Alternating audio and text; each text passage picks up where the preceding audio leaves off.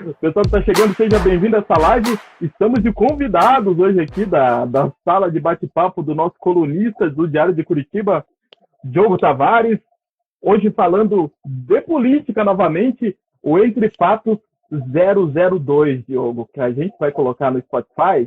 Então vamos começar. O da semana passada foi o 001, esse é o 002. Seja bem-vindo você que está chegando. Mandem um feedback para a gente se estão ouvindo todos aqui dessa sala. E o tema de hoje é o panorama político de 2022, comigo, o meu amigo Diogo Tavares, colunista do Diário de Curitiba, ele que é um colunista, um doutorando em ciência política. E hoje temos a presença também do nosso convidado. Eu vou abrir para ele primeiro, Diogo, para a gente voltar mais vezes. É o nosso convidado, que é mestrando em ciência política pela Universidade Federal do Paraná, estuda política comparada com foco em organizações partidárias. Ele que já foi colunista de política do jornal aí no interior de São Paulo, ele que é um cara bem conhecido no meio. Gabriel Marcondes, seja muito bem-vindo, Gabriel. Obrigado, Ricardo. Obrigado mais uma vez pelo convite. Sempre um prazer estar de volta aqui, junto com você, pelo Diário de Curitiba. Boa noite, Diogo. E vamos aí, né? O maior entendedor de eleições aí é... Aí, o bom que a gente vai ver nos comentários aqui, os comentários vão desconcertando a gente, né? Eu sou um curioso. Desde criança, sou um curioso por eleição, né? E isso acabou desembocando na minha vocação profissional e na minha escolha de estudo aí de vida. Mas vamos junto tentar achar aqui, né? Responder perguntas, mas no fim a gente sabe, quando a gente estuda isso daqui, a gente deixa mais pergunta do que resposta. É um curioso que hoje vai tirar curiosidades do pessoal que está chegando. E seja bem-vindo, Diogo Tavares. Muito obrigado por estar ao meu lado mais uma sexta-feira. Tanta coisa para fazer numa sexta-feira. Está aqui junto comigo. Seja bem-vindo. Tanta coisa fazendo uma sexta-feira, a gente entra toda sexta aqui e falar de política, né, Ricardo? E agora, dessa vez, a gente vai sabatinar nosso colega aí, vamos ver o que ele traz para nós, de novidades aí para 2022, quais são as expectativas do Gabriel Marcondes, e a gente vai ajudar aqui a comentar um pouquinho essas expectativas, colocar mais polêmica aí, trazer umas perguntas capciosas, como diz o Ricardo aí, quem sabe. Pergunta cebosa. Você que está chegando, seja bem-vindo. Vai mandando feedback aí se estão ouvindo a gente bem, porque aqui entre nós a gente está se ouvindo bem. Aí só dá esse feedback aí pra gente também. Vamos começar o bate-papo então, galera? Bora lá. Vamos começar já com os dois pés na porta. Aí, ó. A decisão do STF que anulou as condenações do Lula na Lava Jato colocou o petista de volta na corrida eleitoral, né? Ele ainda não tem admitido publicamente que vai se candidatar, ainda está fazendo aquele joguinho, mas só que a campanha e a busca por pessoas que ajudem, busca por apoio já começou, né? Já está intensificada e nos últimos, inclusive o Lula já lidera a disputa pelo Palácio do Planalto com ampla vantagem. Eu tenho os dados aqui, ó. No eventual segundo turno, na disputa pelo Palácio do Planalto, o petista teria 52 contra 34 do atual presidente, de acordo com a pesquisa realizada pelo Poder Data, do dia 12/4. E começa esse bate-papo, Gabriel, com a seguinte pergunta. Esse é o panorama que se desenha mesmo? Um Lula versus Bolsonaro no segundo turno em 2022? Bom, Ricardo, esse é o panorama que nós temos hoje. Até 2022 as coisas vão se azeitar aí, mas, assim, respondendo sua pergunta de forma muito direta, antes de esmiuçar, é o seguinte, o Lula tem a faca e o queijo na mão e só não é candidato se estiver morto. Essa é a realidade. O Lula, como candidato, já está cravado no segundo turno e resta aí a disputa para quem vai disputar o segundo turno com ele. Hoje seria o Bolsonaro. Assim como um ano atrás eu dizia para os meus pais que a eleição fosse hoje, o Bolsonaro estava reeleito. Eles batiam o pé, falavam um monte de coisa, mas assim são os cenários. Nós temos o cenário de hoje. Se a eleição fosse hoje, esse seria o panorama. Mas com o Lula Couto podendo disputar e fazendo esse papel de articulador, nas entrevistas que ele dá, ele é monstro politicamente. Ele faz uma política muito, muito assertiva quando ele desvia o foco da eleição e diz que o problema é a vacina, o problema é a pandemia, ele não quer tomar para si os holofotes. Quando ele não toma para si os holofotes da eleição, ele tem tempo de visitar governador, visitar deputado, já soltou algumas estratégias eleitorais com relação ao PT, que nós podemos discutir mais para frente com relação a ter ou não candidatos aos governos do Estado, certo? Mas o panorama está dado. O Lula livre e candidato está no segundo turno. Diogo, é assim mesmo. A segunda vaga que está em disputa, com o Lula já tendo meio que garantido o segundo turno, e Bolsonaro talvez não? Olha, eu concordo com o Gabriel. No início da fala dele, ele já mencionou que é hoje, né? Esse panorama que você leu da Data Poder é o panorama de hoje. Se nós teremos esse panorama daqui a um ano, em 2022, é uma outra conversa, né? Mas o que de fato a gente pode destacar é que o Lula é um indivíduo que é digamos assim, o maior fenômeno eleitoral do país, junto com o Partido dos Trabalhadores, né? Se a gente analisar bem, o PT na última eleição, mesmo sem o Lula, com o Lula preso, toda aquela campanha de Lula livre e tudo mais, mesmo assim foi o principal player das eleições com o Haddad na candidatura, né? Enfim, conseguiu atingir ali o segundo turno. E parece que nesse contexto de eleição majoritária, né, que é a eleição presidencial, o PT se coloca mais uma vez, agora com a figura do Lula, a possibilidade da candidatura do Lula, como uma grande força no segundo turno. E eu concordo com o Gabriel também nessa questão que pode ser que do jeito que as coisas estão se desenrolando, que o Lula já esteja garantido no segundo turno, e o Bolsonaro vai ter aí que responder muito bem a várias questões para se garantir no possível segundo turno. Já visto, nós temos a CPI da Covid, né? Que foi instaurada no Senado e ontem já deu aí as suas primeiras... Enfim, já tivemos as primeiras notícias, já tivemos uma coletiva com o vice-presidente da CPI do Senado, o senador Randolph Rodrigues, e o relator, o Renan Calheiros, né? Tudo indica que essa CPI vai, digamos assim, sangrar um pouco Bolsonaro e seu governo, né? O Renan Calheiros, que hoje começou articulações e conversas com o Exército, né, para poder meio que tirar a base do Bolsonaro e fazer um debate mais amplo sobre o tema. Gabriel, esse desempenho nas eleições do Lula, nas pesquisas do Lula, te surpreende? Lembrando que o PT saiu pequeno das eleições municipais e não conseguiu nenhuma capital, né, nas últimas eleições. Te surpreende esse desempenho nas pesquisas? Na verdade não me surpreende. A gente precisa fazer um exercício de separar o Lula, a figura do Lula do PT. O Lula é um fenômeno político, certo? Com ampla base social, uma base social e política muito complexa, que se descola um pouco do PT, certo? Há quem diga que o PT hoje é um partido de burocratas e servidores públicos, professores, enfim, um partido muito segmentado.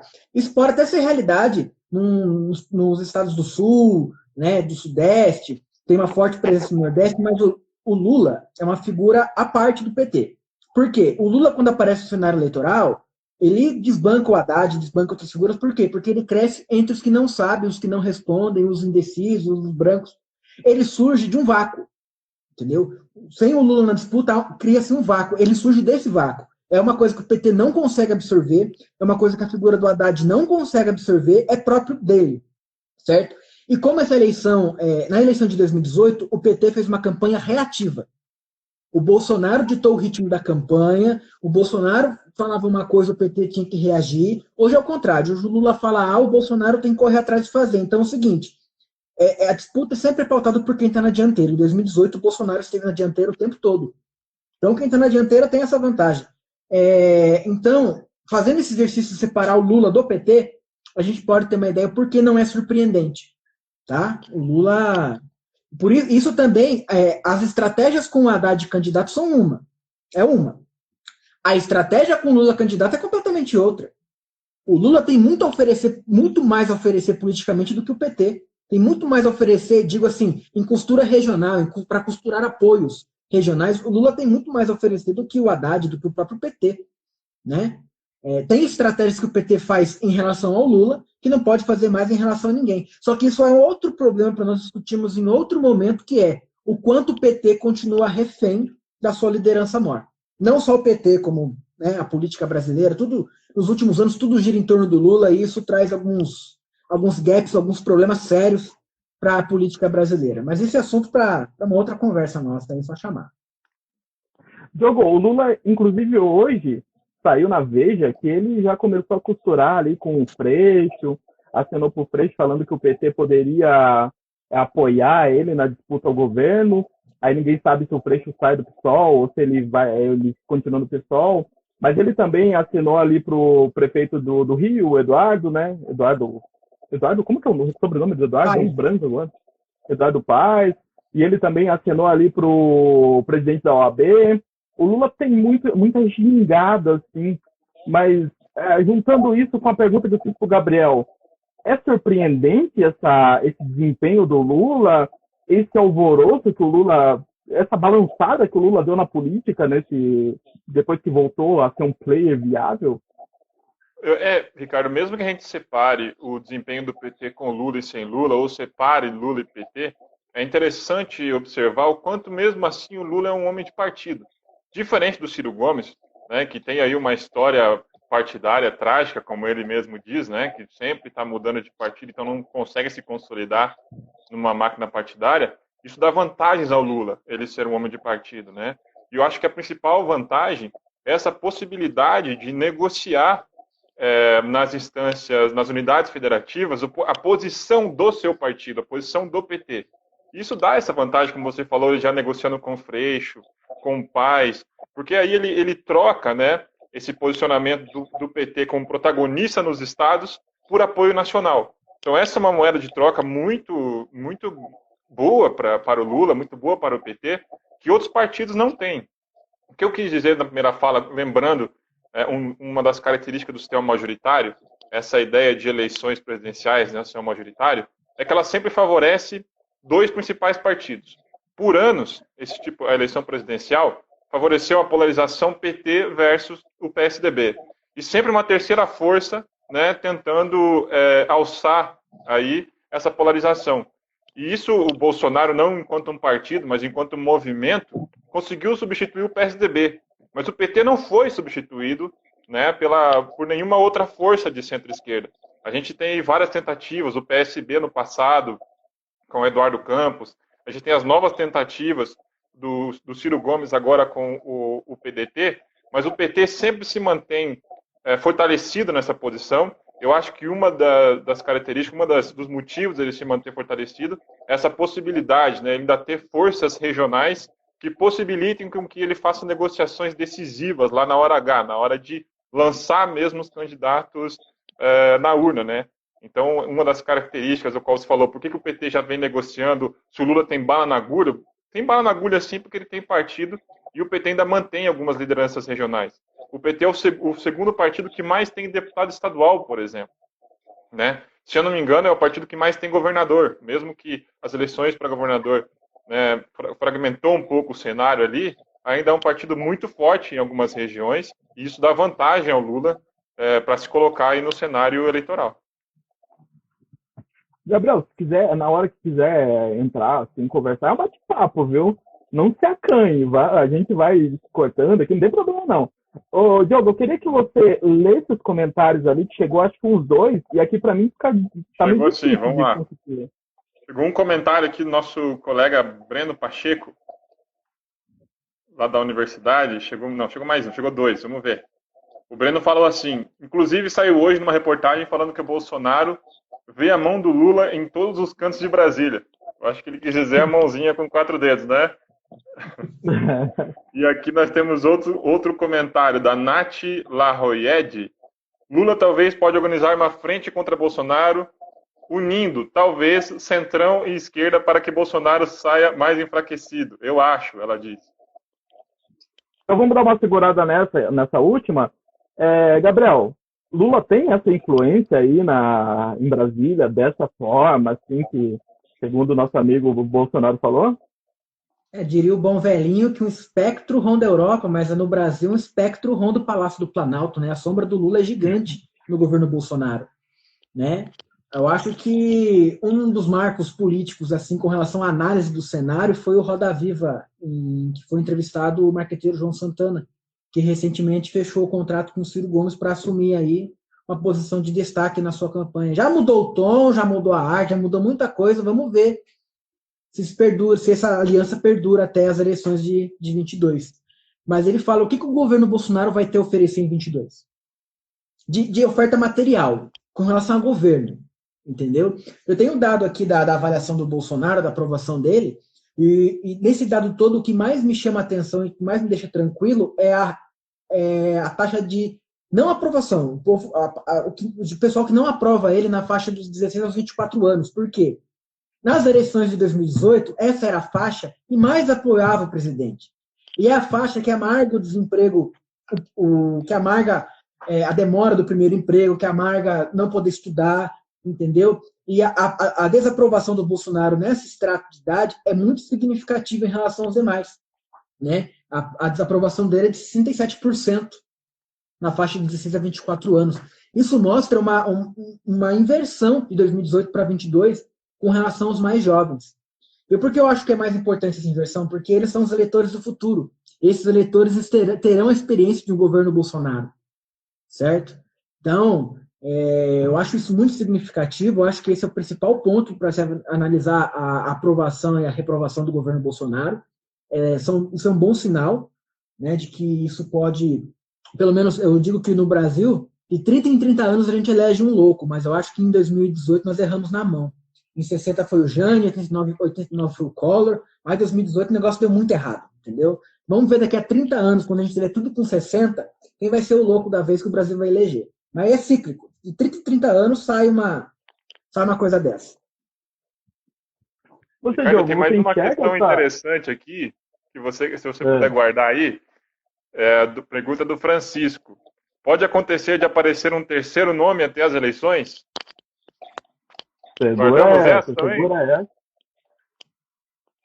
Segura essa que a gente também já vai tocar nesse assunto aí. E, Diogo, você vê essa sombra do Lula? Hoje na CNN saiu uma matéria falando que as siglas do centro, do centrão, detectam uma polarização consolidada entre Lula e Bolsonaro. Eles que tinham ali pensado em Mandetta, pensaram no governador do Rio Grande do Sul, agora eles estão vendo o que vai dar desse jogo. Você enxerga já essa influência do Lula, essa sombra do Lula também? Eu acho que a sombra do Lula, Ricardo, ela é, digamos que eleitoral, essa sombra em Brasília, né? Porque eu acho que se a gente for falar de sombra em Brasília, o Bolsonaro ele tem diversas outras pressões, né? A gente não pode desconsiderar a força que o próprio PMDB tem em decidir as coisas ainda em Brasília, uma coisa tradicional, principalmente no Congresso. Quando você vê os cargos ali de lideranças, as pessoas nas assessorias mais técnicas são normalmente ligadas ao PMDB, uma forte influência também desse partido que não é tão grande assim em número de cadeiras legislativas mais, mas uma forte influência ainda dos MDBistas nos cargos do governo, né, nas entranhas do governo, aqueles muitas vezes onde não é nem o DAS, que é aquele cargo comissionado que o presidente tem uma maior liberdade, né, de envolver, mas a gente tem, acho que, outras sombras ali, e o próprio Centrão, que agora se tornou uma pedra, né, no sapato dos presidentes no legislativo. Mas o Lula, acho que por ser um fenômeno eleitoral, fica essa sombra, ou como brincou os colegas, fica essa mãozinha ali, sempre aparecendo como um fantasma para o Bolsonaro. Acho que é muito nesse aspecto eleitoral, né? Mas também tem a questão de que o Lula tem pautado o Bolsonaro muitas vezes, né? Quando o Lula faz alguns discursos, como o Gabriel falou, o Bolsonaro tem ido atrás, ele tem respondido, buscado dar alguma resposta a algum discurso do Lula. Então, acho que o Lula passou também a pautar um pouco da agenda política do país de uns tempos para cá. Então, a gente vamos segurando a conversa com o pessoal aí. O meu tripé tá desequilibrado aqui, gente. senão vai adiantar nosso assunto aqui, mas a gente vai chegar lá. O pessoal que mandou essas perguntas, a gente vai chegar lá. Gabriel, com a chegada do Lula à corrida eleitoral, nomes que eram cotados para disputa já deram sinais de adiar os sonhos de se tornar presidente da República e pleitar aí uma cadeira para governador. O exemplo é o Dória, que o Dória também tem problemas internos no PSDB, né? O inimigo dele é o nosso Aécio Neves, tem uns problemas lá que talvez ele não saia na corrida eleitoral para presidente. E o Boulos, né? O Boulos também falou, já deu a entender que vai para o governo. E eu queria te perguntar o que acontece com o pessoal. Toda vez que ele escuta o nome do Lula, as perninhas do pessoal tremem, ô Gabriel. Eles evitam disputa com o Lula, Gabriel? Não, na verdade, sim. O PSOL nasce de uma cisão, né, um racha do PT que, durante o governo Lula com relação à pauta da reforma da Previdência do governo Lula. Eu acho que a questão é mais assim, o PSOL é um partido muito fragmentado. Nós costumamos brincar que o PSOL é um partido que tem mais corrente e tendência do que filiado. Então, assim, a disputa interna, falta uma liderança ao PSOL. Certo? Falta uma liderança ao PSOL que seja capaz de aglutinar essas divisões internas do partido, e isso torna o partido um pouco errático. Você tem uma identidade nacional do PT, mas você não tem uma identidade nacional do PSOL. O PSOL do Rio de Janeiro é completamente diferente do PSOL do Paraná, por exemplo. Né? Então, é um partido ainda muito regionalizado, é um partido diferente do PT, porque nasceu com membros do parlamento, não nasceu de movimentos sociais, não vem de baixo para cima, não teve aquela experiência de construção que o PT teve. Mas, assim, eu vejo o posicionamento do PSOL, que o PSOL é um partido que luta pela sua própria sobrevivência, com relação a cláusulas de barreira, para eleger deputado, né? É um partido que tem outros objetivos antes de alçar candidato ao governo, à presidência. Muitas vezes lança para, né, catapultar a sua chapa de deputados, de vereadores, enfim, é um partido que está ali para assumir, né, posições. Para assumir posições. E é um partido muito importante no esquema ideológico dos partidos brasileiros, ainda que seja muito fraco, que é um partido que está ali sempre para lembrar o PT. Entendeu? O PSOL é um partido, sabe, que para o PT ideologicamente é uma pedra no sapato. Porque está ali para lembrar sempre o PT das suas pautas de início, de como o partido foi para o centro. Então, o PSOL exerce um papel de importância na esquerda brasileira. Entendeu? De lembrar ao PT, que é o maior partido do país, o maior partido de esquerda da América Latina, do seu passado, de algumas bandeiras que ele deixou de lado. Né? Mas, na minha avaliação pessoal, o Guilherme Boulos precisa ser vereador, deputado, senador, precisa ter experiência política e institucional. Essa insistência recorrente de executivo, executivo, executivo, talvez trilhando os passos que o Lula trilhou lá atrás, não sei, eu acho assim, o PSOL é um partido que deveria focar em eleger deputado e aproveitar para fazer aliança. O PSOL, o Guilherme Boulos não está na frente do Haddad para o governo de São Paulo, inclusive. Se vai costurar aliança no Rio de Janeiro, vão deixar São Paulo avulso? Então, assim, para pensarmos na eleição nacional em termos de partido, a gente precisa analisar os cenários locais. Se o PT abrir mão do Rio para apoiar o Freixo, o Boulos está morto em São Paulo. Sabe? Uma coisa não vem sem a outra. É mais ou menos por aí, cara, essa relação do PSOL com o PT. Diogo, o PSOL, ele, com essa eleição aí do Boulos, que foi para o segundo turno, que foi inclusive uma campanha inteligentíssima, né? Você acha que ele não alcançou ainda a amplitude nacional para pleitear uma coisa maior, a presidência mesmo, a poder passar pelo menos dos 10%, aquela barreirinha ali? Ainda não tem tamanho para isso? Eu acho que não. Lembremos também que o pessoal elegeu Edmilson Rodrigues lá em Belém do Pará, né, como prefeito, primeiro prefeito de capital do PSOL, mesmo que a gente tenha lembrado aqui mais da campanha do Boulos, né, em São Paulo. Mas eu concordo com o Gabriel, o PSOL ele é um partido satélite ainda na esquerda brasileira, né? Nós temos ali o PT como um partido pivotal, e o PSOL vem como um partido muito importante no quesito ideológico, mas ele ainda é muito, muito satélite, não tem também as raízes do PT, né? As raízes no movimento social, e também falta ali experiência de governo. A gente vai ter agora a experiência do Edmilson Rodrigues, lá em Belém do Pará, mas eu concordo, Gabriel, acho que algumas lideranças do PSOL tinham que pensar, dar um passinho atrás antes, pensar em algumas experiências de governos locais, alçar mandatos legislativos, pensar em sobreviver a cláusulas de barreira, mas eu acho que um pouco dessa ideia não é porque quando o Lula se coloca, o PSOL dá um passo para trás. Pode ser que já pensando nessa ideia de não sobreviver possível a última etapa da cláusula de barreira lá em 2030 e tudo mais, o PSOL já esteja pensando em voltar a ser uma corrente dentro do PT. Isso não pode ser descartado, né? Então, esse relacionamento entre os dois partidos tem um pouco disso também, né? O Boulos, inclusive, ele diz em entrevista, a última entrevista que ele deu a entrevista para a menina da CNN, né? Gabriela Priori, é isso, né? Priori. O nome dela. Ele falou para ela que ele abriria a mão de uma candidatura para a tal da frente ampla.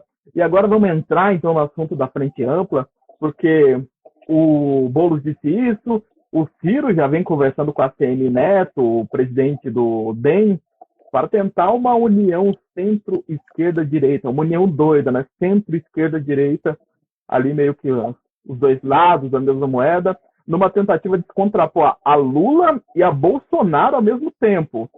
Vocês podem comentar depois se isso é uma estratégia inteligente ou não. Ao mesmo tempo, ele também disse para entrevista na Globo que num eventual segundo turno entre Bolsonaro e Lula, ele ia para Paris com mais convicção ainda. Ele faz aquelas provocações que são típicas do Ciro e afirmou também que uma aliança com o PT ele nunca mais fará. Com essas palavras, nunca mais fará uma aliança com o PT. Já a Marina Silva, que eu já estou colocando mais um player para vocês se ferrarem respondendo, a Marina Silva, ela disse em entrevista também que Rede, TV, PSB, PDT, Cidadania podem apoiar uma candidatura única. Seria um indício de chapa Ciro-Marina para 2022, Gabriel? Não, chapa Ciro-Marina é uma boa chapa, nominalmente, nacionalmente. Que apoios essa chapa pode angariar, aí fica um pouco de dúvida, entendeu? São partidos assim que entregam a legenda, mas não entregam apoio local. Primeiro porque são partidos que não são enraizados, são partidos com identidade local, mas assim, o Ciro falou tudo isso, vamos fazer um divisor de águas aqui? Ciro pré-João Santana e Ciro pós-João Santana. Pós-João Santana, eu duvido que ele vai repetir essas sandices dele. Tá? O Ciro Gomes é um cara muito preparado, mas é muito arrogante. É muito difícil, de difícil trato. E isso inviabiliza ele. Entendeu? Por isso que o Lula, com esse jeito, né, sabe fazer política, acaba, né, enfim. Eu acho que agora essa orientação marqueteira, essa orientação um pouco mais profissional para o Ciro vai fazer bem para ele. Certo? Mas, assim, é preciso pensar a nível de partido como vão estar. Eu até peguei aqui os cenários, né, dos principais estados aqui, né? A Bahia está dando DEM no primeiro turno. A Bahia. O PT não faz 25%, o DEM faz 50% com a Semineto. Né? Rio de Janeiro é uma incógnita, vai ficar entre o Paes e o Freixo de novo. Né? São Paulo é o estado do panorama mais interessante. É o estado que eu estou acompanhando de perto, porque lá vai ficar entre o Haddad, o Márcio França e o candidato do PSDB. Certo? Então, para você entender, a dinâmica nacional, a aliança nacional se dá pela costura dos principais estados. Pernambuco, o PSB tem a faca e o queijo na mão. Então, veja como é complexo. Toda a costura nacional passa por essa costura regional. Inclusive, em Minas Gerais, nós temos uma polarização entre o atual governador do Novo, o Zema, e o prefeito da capital, Calil, que não pode vir a reeleição para a prefeitura, então deve vir a disputa do estado de Minas. Então, assim, a gente precisa pensar nessas costuras regionais, tipo assim, tem região que tem possibilidade para 3 costuras, entendeu? Para 3 candidaturas, e tem região que vai polarizar. E aí, como vai ficar essa conjuntura? O cenário para o Rio Grande do Sul está indefinido. É um estado importantíssimo, um estado que não reelege o governador, e está indefinido. Então, em quais desses estados tem palanque para o Ciro? Quais desses estados o PT tem palanque? Ou precisa abrir mão para ter palanque? Né? No Paraná, aqui, o Ratinho governa sem oposição. Não tem oposição ao governo Ratinho Júnior. Aqui é terra arrasada, aqui é terra de um governo só. Não tem quem faça frente. Então, assim, para nós pensarmos nacionalmente, a gente precisa pensar nesse contexto regional. Esses partidos podem fechar em torno de um nome. Pode ser o Ciro, pode ser o Huck, o Moro. Se bem que Huck e Moro são candidatos assim atípicos. Porque chega no frigir dos ovos, tem muito mais a perder do que a ganhar. Então, são candidatos que acabam não tendo culhão para bancar a candidatura. Enfim, tem o PSD querendo valorizar o passe, né? Tem o DEM Enfim, eu acho que essa costura vai afunilar mais para frente. Ainda é muito incerto de falar para onde esses partidos vão. Ainda é muito incerto. Engraçado que você não citou o PSDB, você citou o governador do Rio Grande do Sul, mas você acha que o PSDB está embolado por causa dessa encrenca entre Aécio e Dória?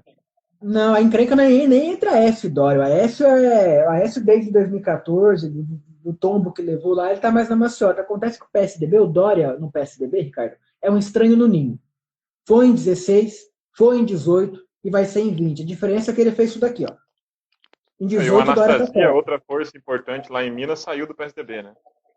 Sim, sim. Mas isso que enfraquece o PSDB de Minas. E são forças que, dependendo da conjuntura e como for o saldo final da aventura do Dória, podem retornar ao partido. São quadros históricos do partido que saíram por uma questão muito mais conjuntural do que estrutural.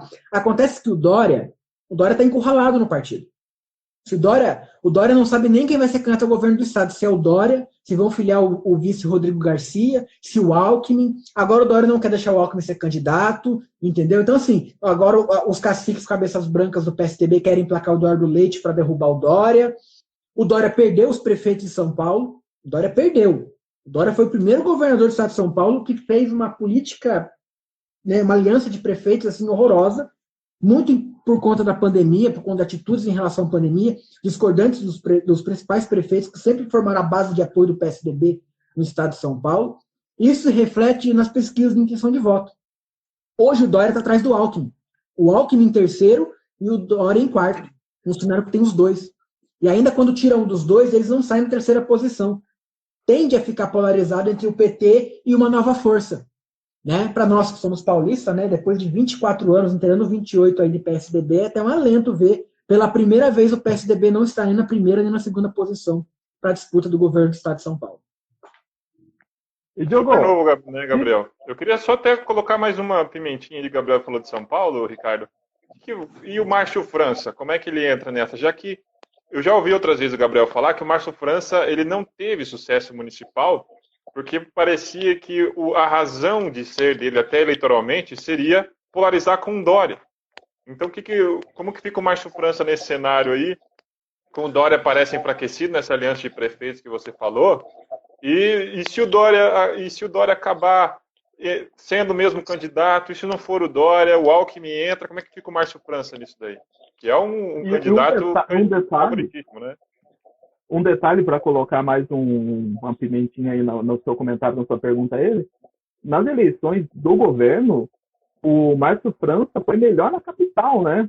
E o Dória foi melhor no interior. E agora, na eleição municipal, ele foi muito mal nas eleições. Foi muito mal, mas parece que ele, né? E ele reaparece no cenário estadual quando se fala de eleição estadual. É muito curioso isso que acontece em São Paulo. Mas o desempenho do Márcio França na prefeitura de São Paulo tem nome e sobrenome. Guilherme Boulos. O que o Boulos fez em São Paulo foi um fenômeno. Foi uma campanha diferente de tudo, outra pegada, um eleitor mais mais de grande centro urbano, mais cosmopolita. A campanha do Boulos foi muito efetiva, certo? Mas a campanha do Boulos não pega no interior, a campanha do Boulos não chega em Ribeirão Branco, não chega em Itaberá, não chega, né? Ali é prefeito na veia, e as alianças com prefeitos não são, né? Quanto menor o nível, menos partidárias são as alianças. Ali o negócio é mais... Eu lembro da eleição de 2014. Os prefeitos faziam campanha de uma presidente Alckmin governador, sem pudor nenhum. É assim que funciona. São governistas. Né? Não importa, prefeito do PT, do PSDB, prefeito do MDB. Era essa aliança. É assim que funciona. Né? O Márcio França não foi para o segundo turno por conta desse fenômeno. Só que, vamos lembrar, o Dória ganhou do França por menos de 2%. Foi eleição voto a voto. Certo? O Dória não foi essa figura toda. Né? O Dória, bem ou mal, ganhou ancorado no Bolsodória. Isso ele não vai conseguir apagar. Se ele é candidato a presidente ou governo do estado, né? Eu sei o que você fez no verão passado. Essa aliança vai ser cobrada. Né? O engraçado do Dória é que, analisando a questão aqui, saindo um pouco do estado do Paraná, é que o Dória perdeu a base de apoio que teve em relação ao Bolsonaro e não ganhou nada de volta. A base que ele ganha de apoio são de pessoas que dificilmente votarão nele em 2022, tanto para presidente quanto para governador. Né? E o Márcio França tem uma política com prefeitos muito mais muito mais desenvolvida, muito mais elaborada, tem um contato direto com os prefeitos, só que aí cria que o problema do Márcio França agora não é o Dória, é o Alckmin. Porque o Márcio França ainda é muito atrelado ao Alckmin, não só por ser vice, como por ter apoiado ele para presidente, apesar do desempenho do Alckmin. Então, assim, se o Alckmin é candidato ao governo do Estado, né, inclusive já vi nota de que a presidência nacional do PSB já ofereceu o PSB para o Alckmin ser candidato ao governo do Estado de São Paulo. E aí como é que fica o França? Entendeu? Então, assim, ali em São Paulo, que é o mais importante, né, colégio eleitoral do país, a coisa está muito complexa, está muito... E o Haddad é o seguinte, o Haddad pode até ficar em primeiro e segundo, mas no segundo turno não ganha. Mais O PT complicado não para vai, ele, né? então. Não, o PT sempre teve voto para chegar no segundo turno, mas não ganha. Quem for contra o Haddad no segundo turno, seja Dória, seja França, ganha. É aí que está a Colega, questão, você permite entendeu? ler alguns comentários aqui? Manda bala. Nath Loroyes, de novo, falou aqui, ó, o antipetismo é muito maior e o Boulos, embora tenha feito debates incríveis e campanha impecável, para a grande massa pode vir a ser um PT parte 2, mas poderia reorganizar a esquerda e sair da sombra do PT. Aí um monte de gente aqui foi entrando, dando um oizinho. O Francisco Vasques Ferreira, esse cara aqui é meu irmão, tá? Ele tá aqui tentando complicar a gente. Ele falou aqui, ó, Minas é um estado que desenvolveu muito, né? A gente já vê um pouco do viés ideológico do comentário aqui, que o cara gostou do Partido Novo. Vamos comentar isso também. Mas ele também comentou aqui, ó, o Boulos não passa de Taboão da Serra. Concordando com o Gabriel aqui e riu da expressão do Gabriel que o Boulos não passa da capital. Viu? É engraçado, a política é uma coisa maravilhosa. Né? Foi justamente o governo Zema, do Novo, que deu o maior reajuste salarial para os servidores públicos do Brasil. Para policial e professor, quase na casa dos 40%. Foi o Zema que deu, gente. Olha, a política é complexa. Hã? É o Novo. É o Novo, isso realmente é novo. Mas é engraçado que ele é bem Bolsonaro no sentido de se discrepar com a política legislativa, né? Ele mesmo estando no estado onde os governadores têm altas prerrogativas, um poder muito maior até que dos presidentes na hora de lidar na relação entre poderes ali, ele se estrepa, ele tem problemas políticos lá, direto, e administrativos também. Eu acho que isso dá uma certa vantagem ao prefeito da capital de Belo Horizonte ali na campanha eleitoral, né, ao Calil. E interessante que grande da seleção, exatamente. Mas em Minas vai polarizar entre Zema e Calil, mas Zema está na casa dos 40 e o Calil na casa dos 25. Então o Calil tem que sair da capital e ganhar o interior, formar um arco de aliança ali com o MDB mineiro, com outras coisas. Só que a dúvida é o seguinte: o palanque do Zema é do Bolsonaro. O palanque do Calil vai ser de quem? Porque ali vai ficar entre os dois, né? Só que aí quando o PT, aí que eu falando das estratégias, quando o Lula chega para o PT e fala, nós só vamos lançar candidato ao governo do estado onde a gente ganhar. Minas não é o caso. Aí chega para o Calil o seguinte, Calil, você quer ser o candidato do Lula em Minas Gerais? O que o Ciro tem a oferecer em frente a isso? Pouca coisa. Né? E o Calil, na minha avaliação, é o que de melhor surgiu nas eleições erráticas de 2016. Calil era um outsider, inexperiente, né, um iniciante, né, ganhou a eleição muito no discurso sisudo, grosso, chucro, pesado, mas que tem apelo popular, sentou na cadeira da prefeitura e fez um bom primeiro mandato, foi reeleito em primeiro turno, né, acabou com forças políticas oposicionistas ali na Grande BH. Então, né, Minas Gerais sai de um cenário de terra arrasada nas eleições de 2018, só restou o Calil. Né? Então, e Minas é um estado muito complexo. Os últimos presidentes do Brasil, quando as eleições foram muito apertadas, o resultado, leia Minas. Minas elege o presidente do país. Minas é o extrato médio do Brasil é o estado de Minas Gerais. É mineiro. Ô, Diogo, eu queria te perguntar, se voltando um pouco uma página, Ciro Marina 2022 é uma união que pode colocar água no chope do Lula ou talvez do Bolsonaro? Ou o Ciro vai chorar as mágoas em Paris dessa vez de novo? Eu tenho minhas dúvidas, Ricardo. Por quê? Eu já conversei, inclusive, com o Gabriel sobre esse assunto da terceira força, que pode vir a se tornar a segunda força no lugar do Bolsonaro. Do que depende? Tem uma análise muito interessante do Kassab, presidente do PSD, que ele fala da possibilidade do Bolsonaro sangrar na CPI da Covid e essa terceira força se tornar a segunda força. Mas e aí, quem será essa força? Será que o Ciro, como o Gabriel analisou bem aqui, tem subsídios para se tornar essa segunda força, num potencial enfraquecimento do Bolsonaro? Aí eu tenho minhas dúvidas. Aí a gente tem que analisar também o que o Gabriel falou ali.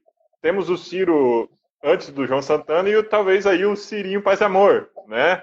O Ciro Paz e Amor vai ser capaz de construir alianças para tentar se tornar essa segunda força? O próprio Ciro já falou, né, em algumas entrevistas, que o negócio é tirar o Bolsonaro do segundo turno. Ele não tem problema nenhum de ir com o Lula para o segundo turno. Então, pode desenhar um cenário interessante aí, né, de dois, digamos assim, candidatos de centro-esquerda no segundo turno. A gente não pode, mesmo que os petistas tenham críticas duras ao Ciro, a gente não pode desconsiderar que ele é, de fato, pelo menos na pessoa dele, um político de centro-esquerda, né? E ele tem muitas diferenças com o Lula. Eu já falei aqui sobre o fato de que ele adjetiva os seus adversários, né? Ele sempre tem lá os grandes bordões, chama uma pessoa de fascista, neoliberal, não sei o quê. E o Lula não, o Lula já faz críticas substantivas aos seus adversários. Sempre que o Lula vai falar do Bolsonaro, por exemplo, ele traz a memória do governo do PT, ele fala, lá no meu governo foi assim. E no governo Bolsonaro, como é que está sendo? Então o Lula, ele faz mais críticas substantivas, compara governos. Essa é uma vantagem também que o Lula tem sobre o Ciro, né? E o engraçado é que a gente está falando aqui do campo progressista, das possibilidades no campo progressista, como se a centro-direita e direita para lá não tivessem mais possibilidades, né?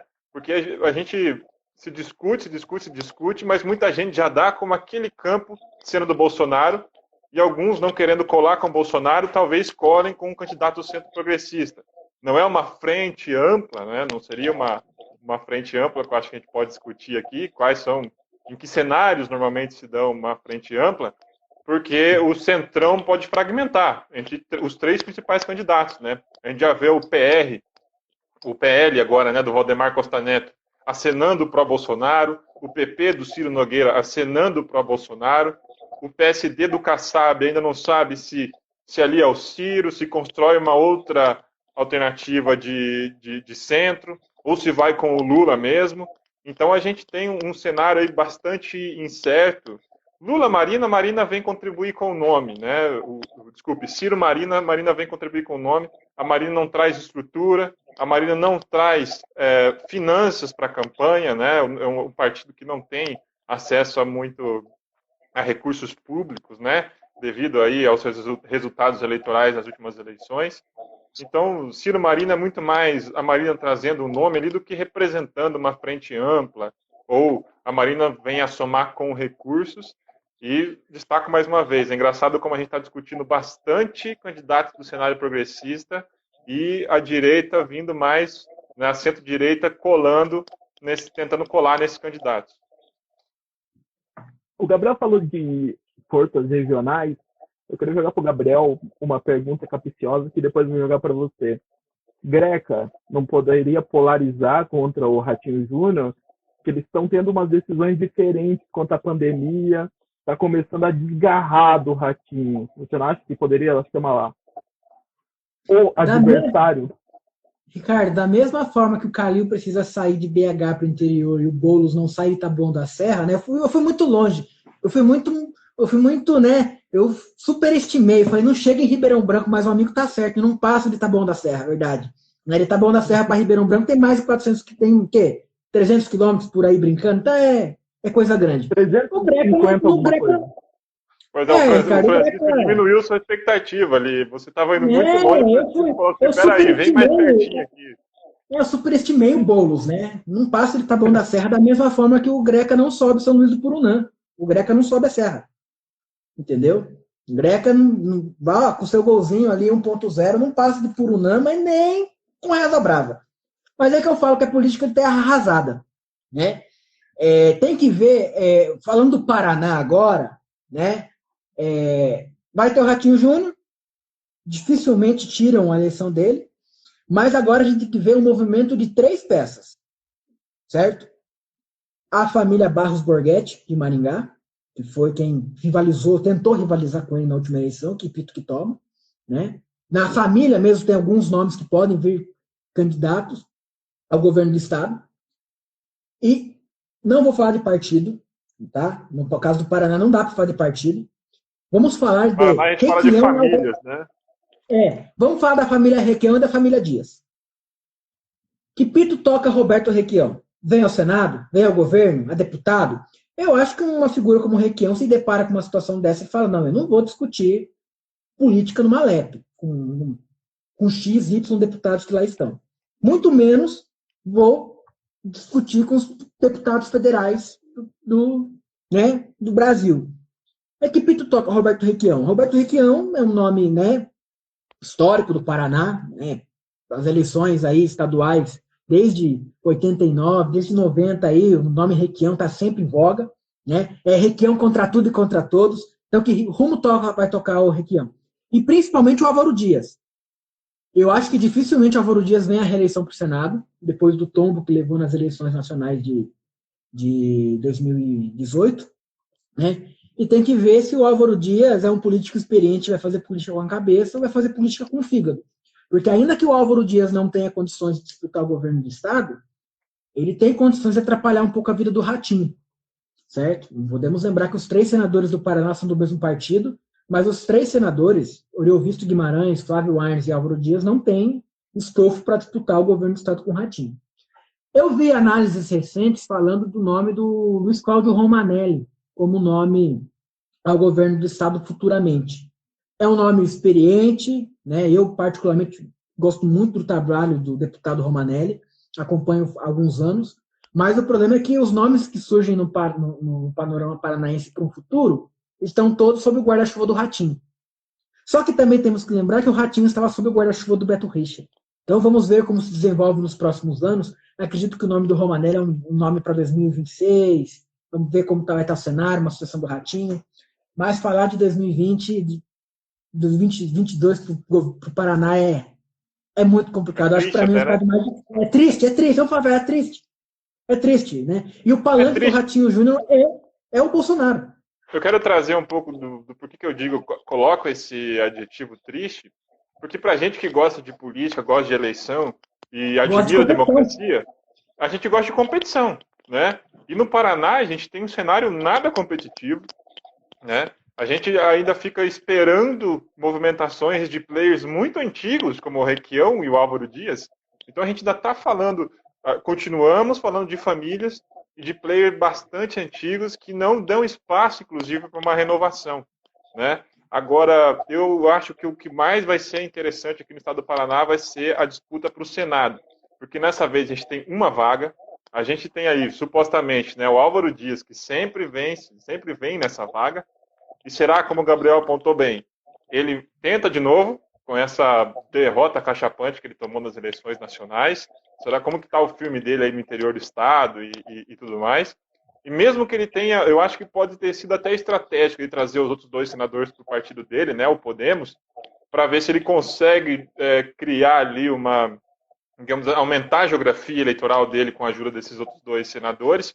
Pode ser uma estratégia, mas eu destaco aqui outros nomes, como o Fernando Giacobo, que é um deputado federal aqui do Paraná, do PL, que eu já ouvi rumores que ele vem construindo também a sua geografia eleitoral ali na região oeste, sudoeste, para concorrer ao Senado.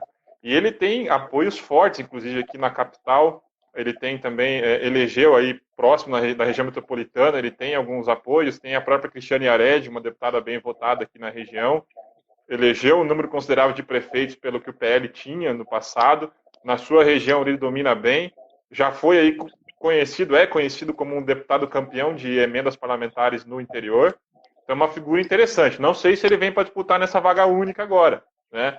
mas é também uma figura que se fala pouco, uma figura interessante, que no Estado, na Assembleia Estadual, acho que quem faz um trabalho muito parecido é o Luiz Cláudio Romanelli, que ele tem um trabalho muito parecido com o Jacobo no Norte Pioneiro, né? Esse negócio de trabalhar ali bem com as emendas parlamentares, no contato com prefeitos, aumentar a sua geografia eleitoral, para além da ideia de conversa entre partidos, né? Então, o Jacobo e o Luiz Cláudio Romanelli trabalham os dois aí com um cenário futuro, talvez, mas acho que o Jacobo pode despontar aí para o Senado.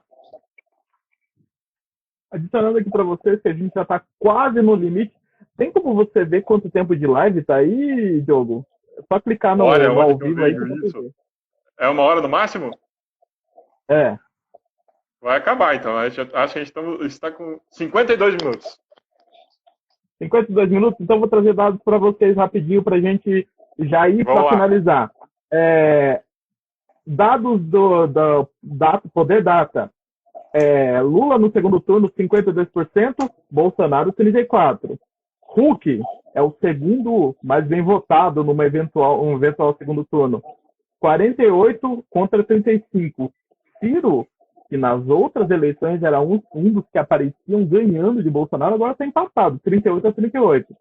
Dória perde no segundo turno, 38 a 37. E Sérgio Moro, o Sérgio Moro de Maringá, né? É o pato de Maringá. Eu ia falar que o Diogo ele fez um bico assim, ó. Acho que ele lembrou da mesma coisa que você acabou de comentar. Foi da mesma coisa, mas eu não quis adjetivar, não quis dar apelido pro coleguinha. Então vou na cara logo para vocês responderem aí, dando uma explanada rápida. Qual combinação de aliança seria ideal para enfrentar Lula e Bolsonaro, desse universo Lula-Bolsonaro? Seria Ciro Marina, que a gente falou? Seria um Luciano Huck entrando com o Novo, que sempre está namorando com o Novo? Seria um Luciano Huck Moro? Vocês enxergam alguma dupla assim, que faria barulho e entraria com tudo nesse universo que tem Lula e Bolsonaro com uma votação já meio que estabelecida? Ricardo, a safra de sou gestor, não sou político acabou. Essa desgraça acabou. Chega de amador. E isso vai se refletir nas eleições nacionais.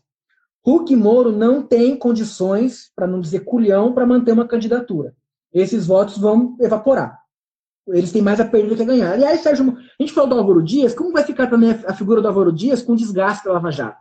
Ele se associou demais à Lava Jato. Né? Tem mais esse né? Lava Jato, fim do foro privilegiado, né? A pauta da Lava Jato, né? Do Ministério Público. E quem que quer discutir fim do foro privilegiado numa pandemia dessa que não tem vacina? O cara é monotemático, entendeu? O cara só tem uma pauta. Um cara de pauta única, o fim do foro privilegiado é a renda básica do Álvaro Dias, é igual o Suplicy. Mas, Ricardo, não vai ter chance. Não se cria um nome do nada. Né? Para não dizer que não se cria um nome do nada, o único nome vindo de fora que pode fazer ali seus 5%, seus 6%, que nacionalmente é muita coisa, é um Danilo Gentili da vida. Certo? Bem assessorado, bem estruturado, bem montado, numa política pautada em memes, ele faz seus 5%, 6%, e isso a nível nacional é muita coisa. Porque é uma figura que, embora seja fora da política, é nacionalizada pela TV. Né? Nós vemos a política do espetáculo. Então, acho que ele, com estrutura e bem assessorado, ele pode fazer um barulhinho. Mas eu acho que não sai da figura dessas três figuras. Né? Lula, Bolsonaro e Ciro. Centro-direita. Centro-direita hoje não tem um nome competitivo, a verdade é essa. Como não teve em 2018. Então, a centro-direita vai ter que fazer a escolha de Minerva entre a centro-esquerda, entre o Ciro, entre o Lula, entre o Bolsonaro. Né? E vamos lembrar o seguinte, Centrão existe no parlamento. Fora do parlamento são os partidos individualmente buscando formas de eleger o maior número de deputados possíveis. Então, o Centrão é um fenômeno político do parlamento, isso é uma coisa que o Diogo pode discutir com muito mais habilidade do que eu, mas em eleição não existe o Centrão não disputa eleição. Quem disputa eleição é o PSD, o PP, o PTB, o PL, né? Encerro por aqui. Já que estamos com o tempo curto, eu me sinto contemplado pelo Gabriel, só queria deixar uma palavrinha sobre esse tema. O Luciano Huck, no fundo, ele vai assumir mesmo a vaga do Faustão no domingo, e o Faustão vai para a Band. Então essa é a novidade para o Luciano Huck, e eu acho que eleitoralmente não vai dar para ele, não. Qualquer ser humano no lugar do Hulk não troca. Não troca o Domingão do Faustão pela presidência. O Domingão do Faustão é muito melhor que a presidência. Mas o Luciano, ele Só louco tem quer ser presidente do Brasil hoje em dia. Ele tem uma coisa que ele se aproxima do Lula, eu acho que mais que qualquer um outro, que é falar com a população pobre, né? Ele fala muito bem, tanto que ele... Você acompanha ele no Instagram, ele colocou aquele vídeo do Gil do Vigor, já foi meio com cara de campanha. Então ele fala muito bem com a população pobre. Ricardo, Eu acho que é importante, inclusive, esse trabalho dele, Ricardo, mesmo que tem muitos colegas que criticam, mas eu acho que é muito importante esse trabalho dele, ele se colocar como um membro da sociedade civil preocupado. Acho que tem um trabalho educativo muito bom, esse trabalho que o Luciano Huck está fazendo, mesmo que ele não seja candidato.